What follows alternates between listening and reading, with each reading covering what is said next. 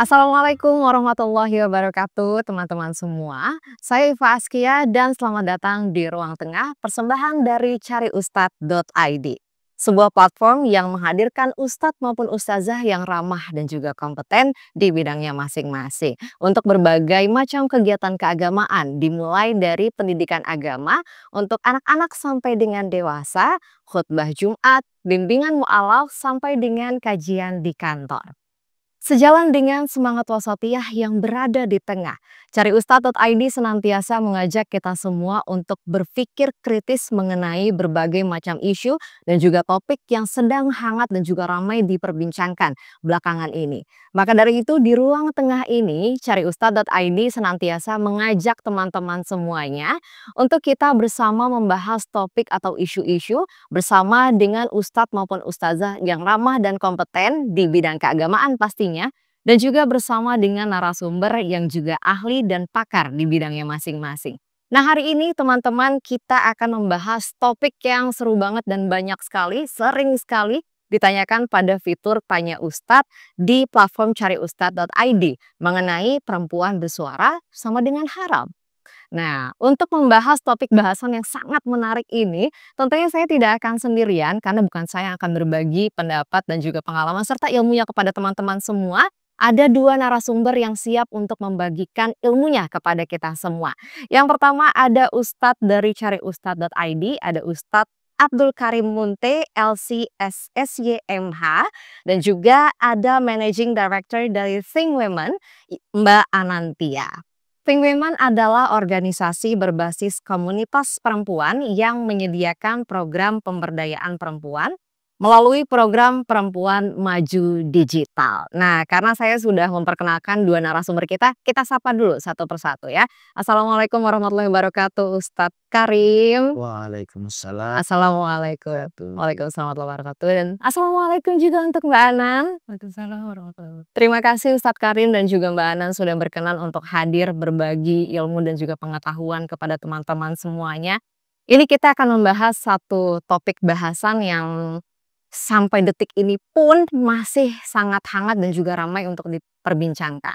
Karena banyak sekali di luaran sana perempuan-perempuan mau bersuara, mau mengutarakan pendapatnya, mau mengutarakan opininya, itu seringkali dapat stigma yang gak baik gitu ya dari orang-orang kayak ngapain mau berpendapat, orang lo perempuan gitu, lo gak punya hak, lo gak punya suara gitu. Banyak sekali hal-hal yang kita tangkap seperti itu ya fenomena sampai detik ini. Nah, dari Ustadz Karim sendiri, Islam tuh sebetulnya memangnya melarang ya Ustadz untuk perempuan itu berpendapat. Bagaimana pandangan Islam terhadap hal itu? Iya, melarang tidak ya, pasti tidak. Iya. Pasti tidak. Jawabannya sudah jelas, pasti tidak melarang. Jadi Islam datang itu kan sebagai rahmat, mengangkat derajat manusia, termasuk adalah derajatnya perempuan. Jadi misi utamanya kan adalah untuk memperbaiki akhlak. Nah, memperbaiki akhlak itu termasuk bagaimana memberikan hak kepada perempuan itu yang setara dengan laki-laki. Termasuk berbicara. Berbicara dalam Islam ya nggak harus laki-laki, dan perempuan diberikan keleluasaan kepada perempuan untuk menyatakan keinginannya, menyatakan pendapatnya, dan juga apa yang dia inginkan, apa yang difikirkan itu boleh dia sampaikan. Nggak ada larangan. Iya, sama sekali nggak ada larangan. Karena Allah juga menciptakan kita perempuan dan laki-laki sama-sama ya Ustadz ya. Sama-sama punya mulut, sama-sama punya pikiran begitu ya. Masa kita dibungkam gitu kan, jangan sampai seperti itu ya. Nah, kalau dari sisi Mbak Anantia, kenapa perempuan itu harus bersuara? Dia harus menyatakan opininya, menyatakan pendapatnya terhadap suatu hal. Itu kenapa Mbak Anantia? Mbak, kalau menurut aku, Allah menciptakan, manusia itu, sempurna gitu ya. Memang ada akal gidinya dengan semua indera yang ada dan sama gitu, perempuan dan laki-laki. Dan ini, kalau menurut aku juga sudah, dilandasi juga dengan ada, hak asasi manusia yang diamini oleh, bangsa-bangsa di secara internasional. Itu ada deklarasi human rights.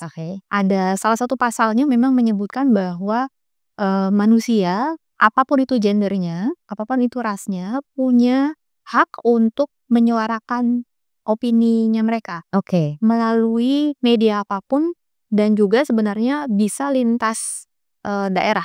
Ya dia bisa bisa menyuarakan itu. Dia kalau berdasarkan itu menurut aku jadinya itu sesuatu yang sebenarnya hak gitu ya, hak dasar gitu. Dan kenapa penting? Kalau menurut aku terutama untuk perempuan karena eee, ada hal-hal yang memang perlu untuk disuarakan. Karena kan kepentingannya juga juga ada ya. Kayak misalnya dari sisinya perempuan, mungkin aja ada kesehatan reproduksi, gitu ya misalnya. Sesuatu yang kalau menurut aku perempuan perlu suarakan, sesuatu yang penting, kenapa perlu disuarakan? Karena itu perlu mendapatkan perhatian yang lebih, ya. Perhatian yang lebih dalam artian ketika itu disuarakan, yang kemudian, memperhatikan hal tersebut bukan hanya perempuan, tapi juga mungkin, laki-laki, ada dukungan pemerintah, sehingga misalnya ketika kesehatan reproduksinya baik, kehamilan ibu baik, janin yang dikandungnya lebih baik gitu misalnya, generasi yang kemudian nantinya akan dilahirkan lebih baik, itu kan kemudian rantainya jadi lebih banyak, gitu. Iya, Banyak sekali ya. Jadi sebetulnya banyak banyak sebab kenapa perempuan harus berbicara karena ada beberapa topik bahasan yang memang diangkat pertama kalinya itu harusnya dari perempuan begitu ya gitu. Contohnya yang tadi topik mengenai reproduksi itu dan lain sebagainya begitu. Nah, tadi Ustadz Karim sudah menyampaikan bahwa Islam melindungi perempuan untuk bersuara dan juga hak asasi manusia di dunia pun diakui perempuan punya hak untuk bersuara gitu. Kalau sekarang dilindungi seperti itu di zaman yang dulu, bagaimana bisa diceritakan Kak ke teman-teman semuanya Ustadz Karim, bagaimana kisah Sahabiyah yang mengutarakan pendapat, mengutarakan apa ya, pikirannya untuk kebaikan? Ya, tadi melanjutkan yang tadi ada kisah yang cukup menarik ya, bagaimana peran Aisyah itu, Aisyah istrinya Nabi. Oke. Kenapa juga dia itu juga alasannya kenapa Aisyah itu termasuk sahabat perempuan yang paling banyak meriwayatkan hadis Nabi. Karena hikmahnya Aisyah itu jadi istri Rasulullah salah satunya adalah untuk menyampaikan apa yang dialami oleh Aisyah ketika bersama Rasulullah itu nggak dialamin perempuan lain.